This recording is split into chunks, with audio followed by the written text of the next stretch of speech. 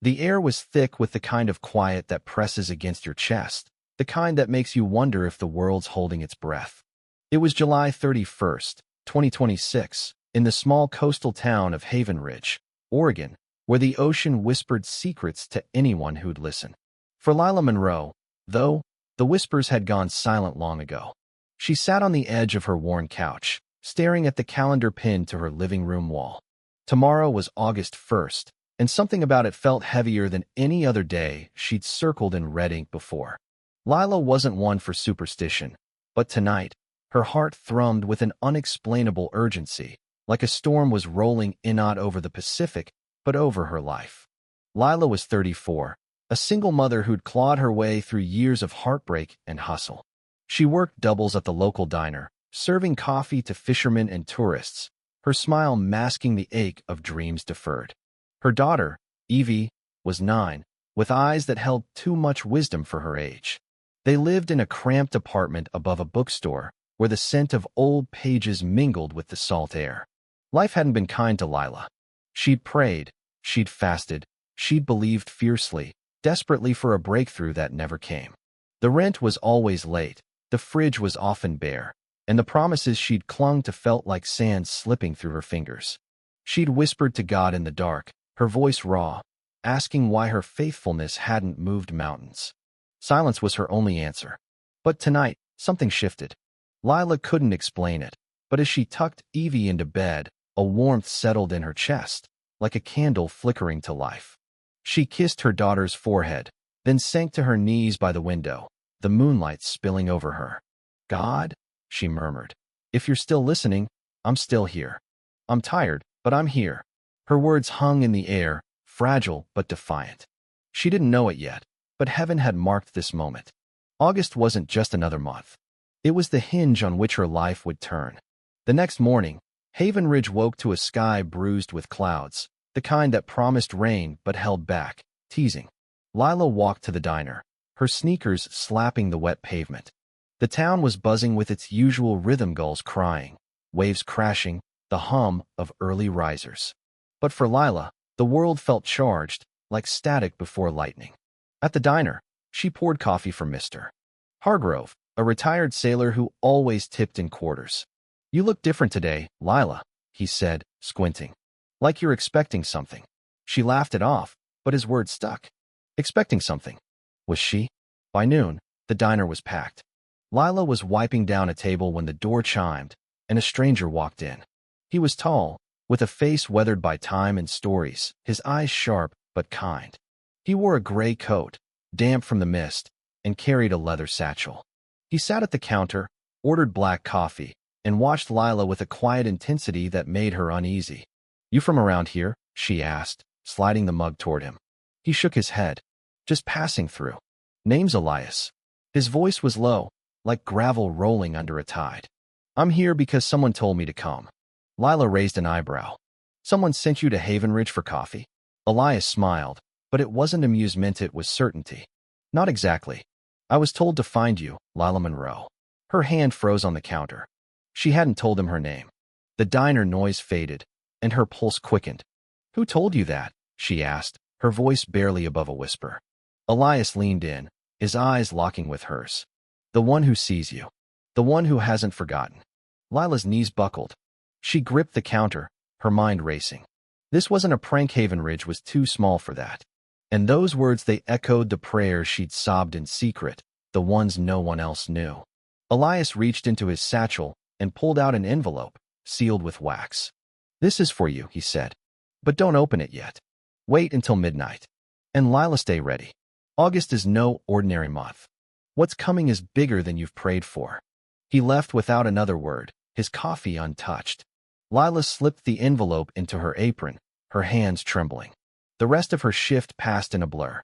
She burned toast, spilled soup, and forgot orders. Her mind was on that envelope, on Elias, on the weight of his words. By evening, she was home, pacing the apartment while Evie drew pictures at the kitchen table.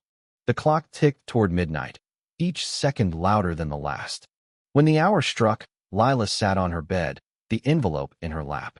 Her fingers shook as she broke the seal. Inside was a single sheet of paper, handwritten in elegant script. It read, "Lila, you've waited in the shadows, faithful when no one saw. Your tears have been counted, your prayers heard. August is the month of divine release. What was delayed will now rush forward. Stay obedient, stay positioned. The enemy will strike before the dawn, but do not waver. Your breakthrough is sealed by heaven's decree. Trust and watch." It was signed simply, "The Messenger." Lila's breath caught. She didn't understand, but she felt it truth, raw and unshakable. She clutched the letter, tears streaming down her face.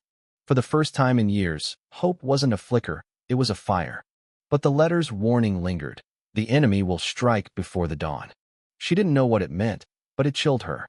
She prayed until her voice was hoarse, asking for strength, for clarity, for protection over Evie. The next day, the strike came. Lila arrived at the diner to find her boss, Mrs. Callahan, waiting with a grim face. "I'm sorry, Lila," she said. "The owner's selling the place. We're closing in 2 weeks. You'll get severance, but I know this hits hard." Lila's stomach dropped. The diner was her lifeline. Without it, she and Evie would be out on the street. She nodded numbly, her mind screaming. Was this the enemy's move? Was this the test? She wanted to crumble, to curse the letter, to doubt everything. But something inside her, maybe the fire from last night, refused to break. That afternoon, as she walked home, her phone rang. It was an unfamiliar number. She almost ignored it, but her thumb hit accept. "Is this Lila Monroe?" a woman's voice asked, crisp and professional. "My name's Clara Hensley. I'm with Coastal Ventures in Portland. We're opening a community center in Haven Ridge, and your name came up as someone who'd be perfect to run it. Can we meet tomorrow?" Lila stopped dead on the sidewalk, her heart pounding. "Who gave you my name?" she asked. Clara paused, then said, "A man named Elias.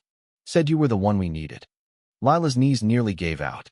She stammered a yes, hung up, and leaned against a lamppost, her breath ragged. Elias. The letter. The promise.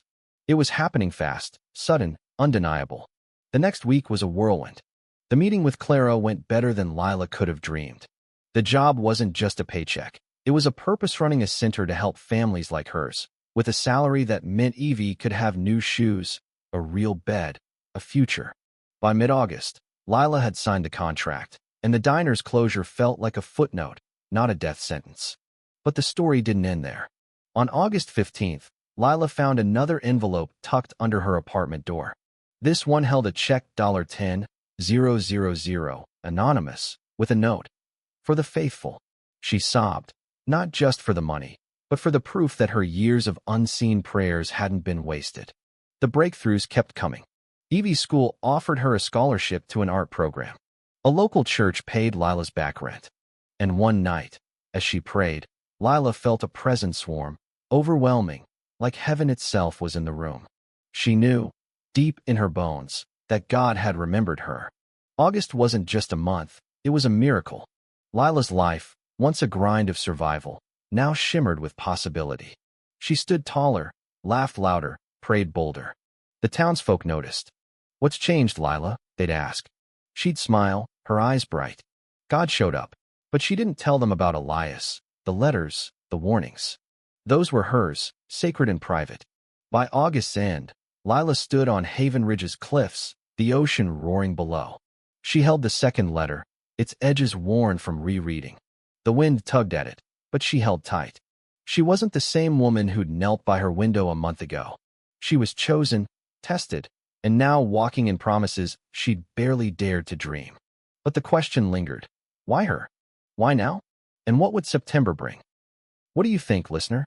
Was Elias a prophet, an angel, or something else entirely? Did Lila's faith earn her breakthrough, or was it always destined? And what about that warning, the enemy's strike?